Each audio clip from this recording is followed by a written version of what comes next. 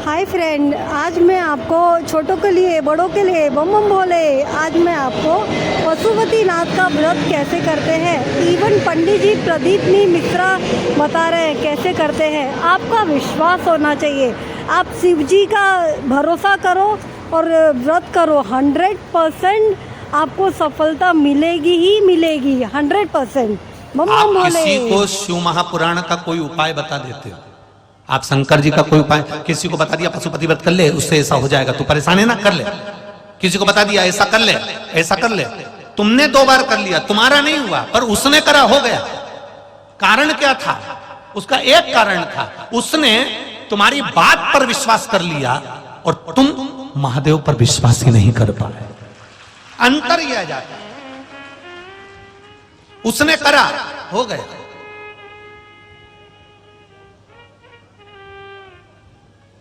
कितना? एक पशुपति व्रत को दुनिया के लोगों ने शिव महापुराण के अंदर जो पशुपति व्रत का महत्व है उसको कितना छुपा के रखा था साहब, कितना छुपा के रखा था। क्योंकि वो व्रत केवल एक ऐसा था जिस व्रत के बल पर जो मांगा वो मिल जाता। और कितने सोमवार का होता है? बोलो बोलो जम के। मात्र 5 सोमवार का वो व्रत है।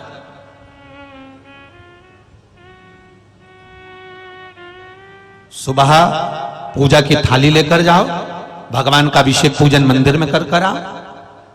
शाम को फिर वही पूजन की थाली, वही की वही थाली, उसमें प्रसाद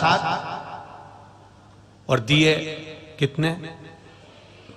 6 प्रसाद। एक पात्र में प्रसाद, 3 हिस्से कर मत ले जाना, एक पात्र में लेकर जाओ।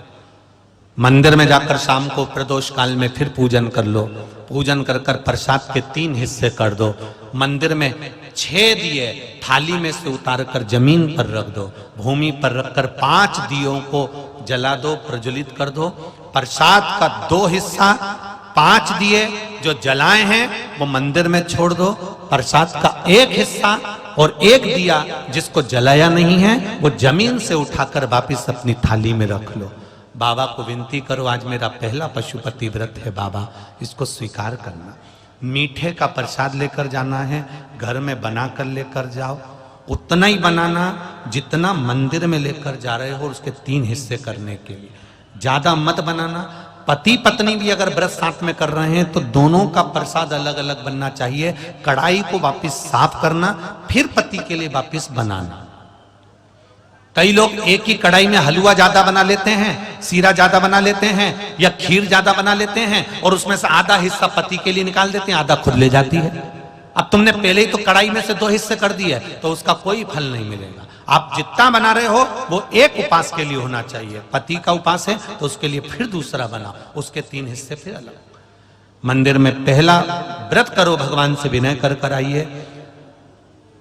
छठा दिया और प्रसाद का 1 हिस्सा जो लेकर आए हो अपने घर के दरवाजे के बाहर बैठो, आराम से दरवाजे की ओर मुख कर कर सीधे हाथ की ओर उस दिए को जो छठा दिया है उसको अपने सीधे हाथ की ओर, राइट हैंड की ओर उसको दरवाजे के बाहर जला दीजिए। भगवान से प्रार्थना करिए, मैंने इसलिए ये व्रत करा है बाबा, उसको स्वीकार कर लेना।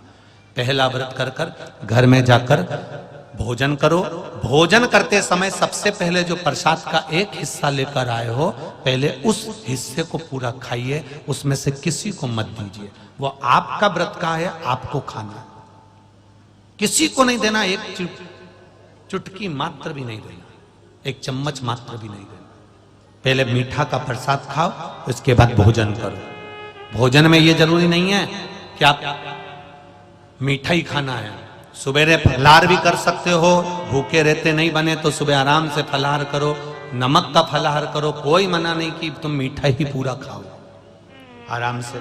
पर भोग मीठे का लग। अन्न भोजन जब भी करोगे तो सुबह नहीं करना है, वो प्रसाद जब खा लोगे उसके बाद करिए।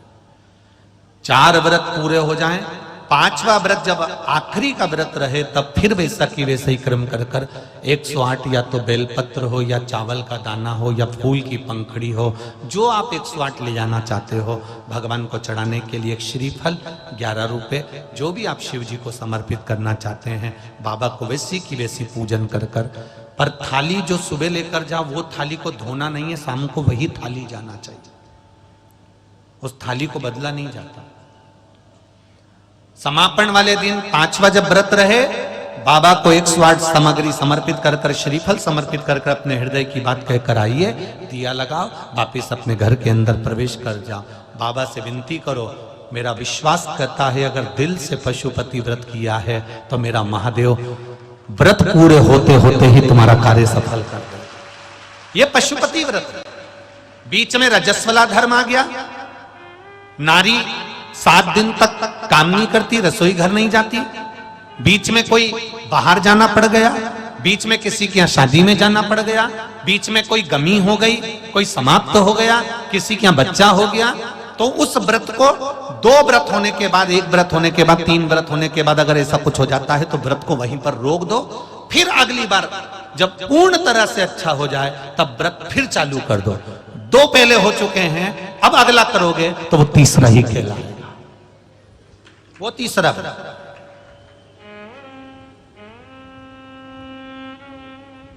भगवान की भक्ति के साथ में ये पशुपति भगवान का स्मरण आप दिल से करो। कितना कितना छुपा हुआ था। कैसा लगा आपको कमेंट करके ज़रूर बताना। मैं खुद पशुपति नाथ का व्रत किया था, मेरी मनोकामना थी 100% पूरी हो गई थी।